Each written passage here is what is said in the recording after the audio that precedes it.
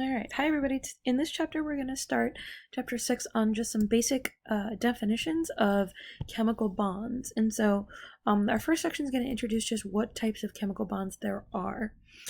First thing to note is that all chemical bonds, whether they're ionic or covalent, involve attractions between protons and electrons. It just depends on which or how strong those different types of attractions are that will tell us what which type of bond we're dealing with.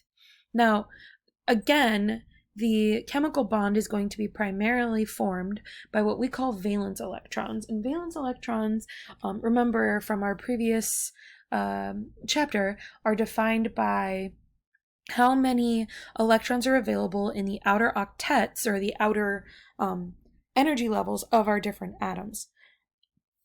Now remember that we also then talked about how noble gases don't tend to actually form any bonds because they have what we call a full and stable octet. Their s and p orbitals are typically full. Now, the term stable octet comes from the idea that we can fill an s and p orbital completely. Remember, we can put 2 electrons in our s orbitals and 6 in our p orbitals to get a total of 8 electrons. That's where the term octet comes from. So when they are completely filled, we call them stable. And every chemical bond that is formed has a goal of filling or adjusting an atom's outer electrons to meet some sort of version of the octet, that stable octet. Now from there, we're going to go through and we're going to talk about this idea that everything wants to form an octet. And in order to do that, they're going to beg, borrow, steal electrons from neighboring atoms. Now, if they do not already have a stable octet, they're going to be considered reactive because getting to that stable octet means they would become more stable and less reactive. And the goal of anything is to become stable. Now, since the most stable thing we think of is on the periodic table, you'll hear me say things like, everybody wants to be a noble gas, because everybody wants to have that full outer octet, or just a full octet in general. And they will do whatever they need to in order to accomplish this particular goal. Okay, so when we actually form a chemical bond, we see that atoms become more stable, and this is going to have to do with energy levels. And we'll talk about bond energy and how energy is described in this type of bonding, but what we want to really discuss is what types of bonds can we even form when we're talking about chemical bonds in general. And there are 2 major types with a subcategory underneath one of them. The first is going to be an ionic bond, and this is going to be one of the least stable, if you will, because these are the types of bonds that are formed when something is a cation and something is an anion, and they share a mutual attraction or need to steal each other's electrons. So when we think ionic bonds, we want to think easier to break than anything else just because of the attraction that exists. Covalent bonds tend to be stronger, specifically because when electrons are being shared between atoms, it is a harder attraction or a harder version of a chemical bond to break. And underneath covalent bonding, we have 2 categories. We have nonpolar covalent bonding and we have polar covalent bonding, and we will go into each one individually. So ionic bonding then is going to be what happens when there are electrical attractions between negative and positively charged ions, and then covalent bonding is going to be sharing of electrons between 2 or more atoms. Sometimes we can even share more. In the reality of the world, in the reality of chemical bonding, there's somewhere in between. A bond can be closer to ionic than covalent, can be closer to covalent than ionic, even though we expect it to behave one way, it may behave somewhere in between. The further definition that we want to go through, the nonpolar and polar covalent, involve how willing the electrons between 2 atoms are to be shared, and whether or not that sharing is equal or unequal.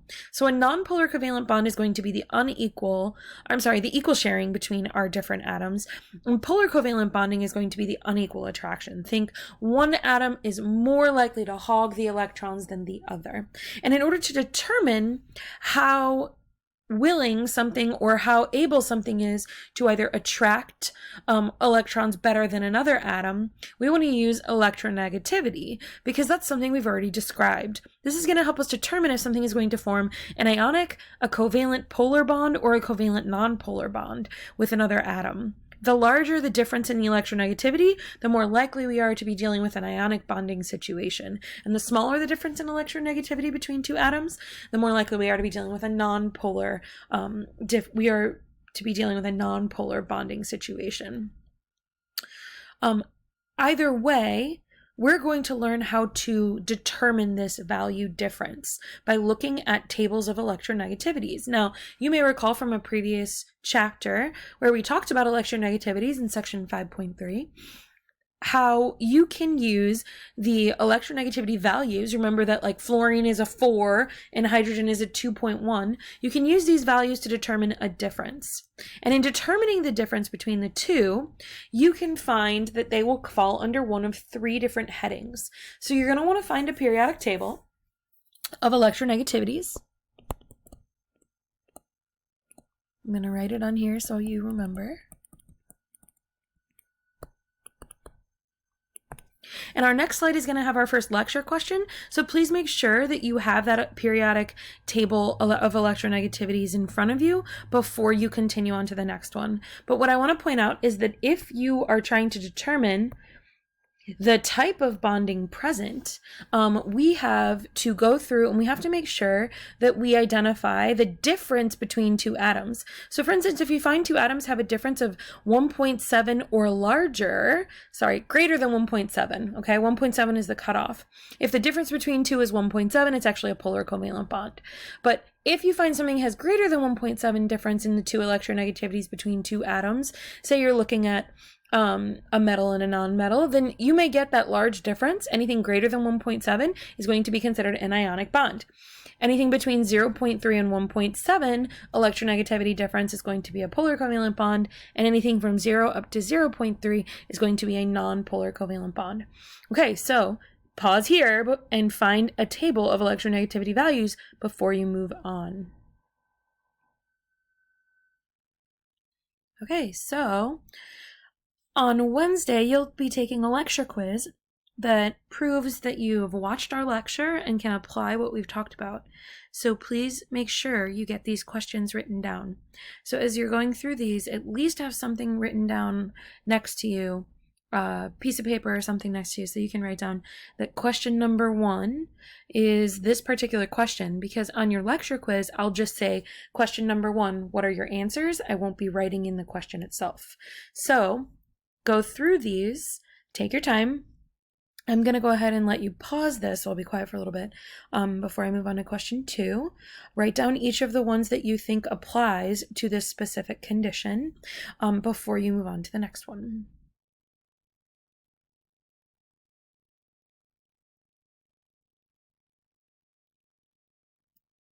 Okay. And our second question, so write down question 2 and then give me A, B, or C in your notes. From question 1, I do want to remind you that more than one can be correct, so write down all of the ones that apply. So if you think A and B are correct, write down A and B. If you think all 4 are correct, write down all 4, etc., etc. For question 2, the question is the bond between magnesium and sulfur considered ionic, polar covalent, or non-polar covalent? So once you're done with that question, then you can go ahead and you can move on. So pause this until you're done answering the question. I'm going to move on. All right. So if you go through and you try to create as many scenarios as you can, 2 differences, 2 big trends you're going to see are that when we try to connect a metal and a non-metal, so something on the left side with something on the right side, we're going to see that generally they form ionic compounds. And then when we try to connect 2 non-metals, we tend to see polar covalent or non-polar covalent compounds, kind of depending on which 2 atoms we choose.